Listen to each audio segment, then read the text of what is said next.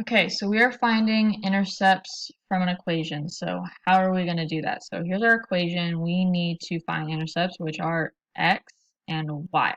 So we need to plug in x equals 0 and y equals 0, and we're solving for the opposite variable. First, we're going to do negative 6x plus 3 times 0 equals 18. 3 times 0 is 0, so this cancels out our 3, and that just leaves us with negative 6x equals 18. So now we need to get x by itself, which all we need to do is divide negative 6 on both sides, and we are left with x, which equals negative 3. So now we just need to do this for our y.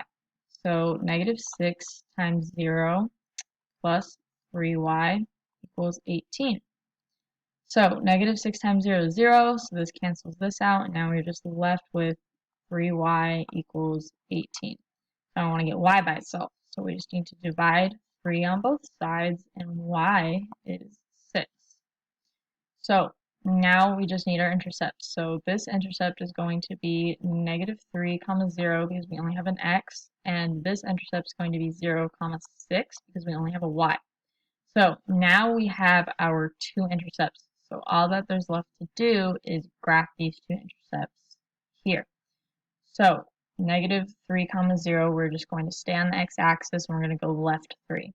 So there's our first point.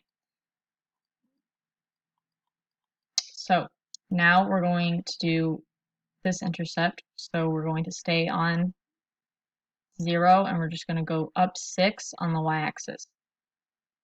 Here is that point. So now all we need to do is just connect the two with a line. And now we have solved for intercepts and graphed them.